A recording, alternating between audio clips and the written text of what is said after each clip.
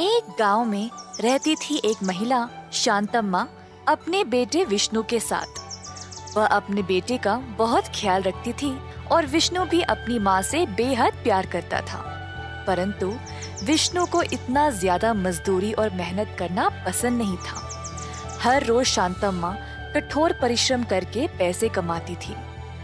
आधा पैसा विष्णु के पढ़ाई के लिए जमा करती थी।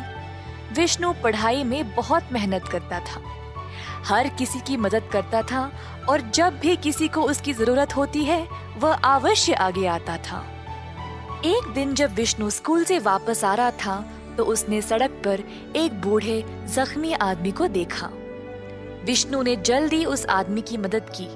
उसको वह घर ले गया और कुर्सी पर बिठाया, सारे घाव की मरम्मत की और पट्टी भी लगाया। अगले दिन तक उस आदमी को अपने ही घर में रखा था। सुबह सवेरे जब जागा तो उसने देखा कि आदमी वहाँ से जा चुका था। मुझे अच्छे से पढ़ाई करके अपनी माँ का ख्याल रखना पड़ेगा।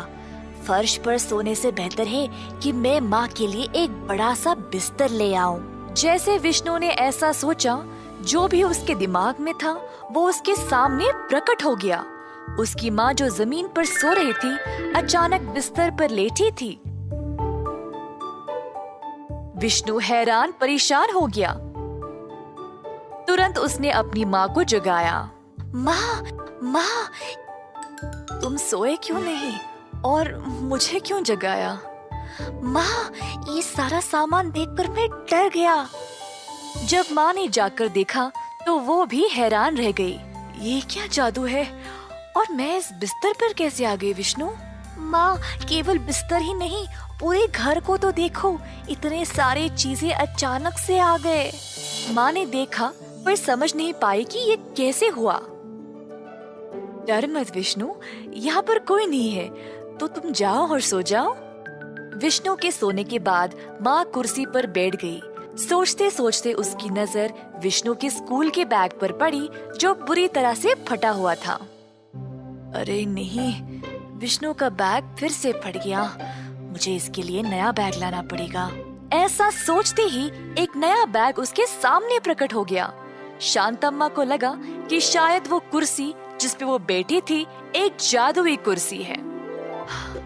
शायद कल भी विष्णु ने इसी कुर्सी पर बैठकर इन सारी चीजों के बारे में सोचा होगा। ऐसा कभी हुआ ही नहीं।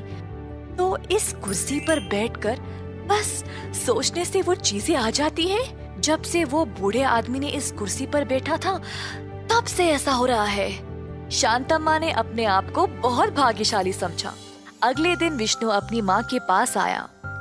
माँ, ये सारी चीजें हमारे घर पे आए कैसे? विष्णु बेटा, ये सब तुम्हारी ही वजह से हुआ है। तुमने उस बुजुर्ग आदमी की मदद की और उसके घाव की मरम्मत की। अगर तुम्हें वो आदमी फिर से कहीं पे दिखाई दिया तो उसको अवश्य घर ले आना। उस दिन से जब भी शांतम्मा कुर्सी पर बैठकर किसी भी चीज के बारे में सोचती थी तो वो चीज सामने आ जाती थी। दोनों सुखी से अपना जीवन बिताने लगे। गांव के सारे लोग देखने लगे कि कैसे शांतम्मा काम पे गए बिना घर में इतने सारे नए चीजें ला रही थी। शांतम्मा की पड़ोसी विमला जानना चाहती थी कि ये सब हो कैसे रहा था। चोरी छुपे वो उसके घर आई और देखने लगी। उसने शांतम्मा को कुर्सी पर बैठकर चीजें मांगते हुए देखा और सब कुछ प्रकट होने लगा। ये देखकर विमला आश्चर्यचकित रह गई। कुछ भी करके ये कुर्सी मुझे लेना ही पड़ेगा। उस रात जब शांतम्मा और विष्णु सो रहे थे, विमला चोरी से घर के अंदर आई और कुर्सी ले गई। जल्दी अपने घर वापस गई और कुर्सी पर बैठ गई। लालच में आकर सोचने लगी कि उसको क्या क्या चाहिए। मैं क्या मांगू? मेरे पास तो सब कुछ है। हाँ, मुझे एक ऐसा घर चाहिए जो इस दुनिया में किसी ने भी नहीं देखा होगा, ना बनाया होगा। ऐसा बोलते ही विमला का पूरा घर ही गायब हो गया। उसकी लालच की वजह से वह अपने सारे चीजों से भी हाथ धो बैठी। शांतम्मा और विष्णु खुशी से जीवन बिताते गए, ये सोचते हुए कि शायद कुर्सी अपने आप गायब हो गई थी। इस कहानी से हम ये सीखते हैं कि जरूरतमंद की मदद करने से अच्छा फल मिलता है और लालच में इंसान सब कुछ खो बैठता है।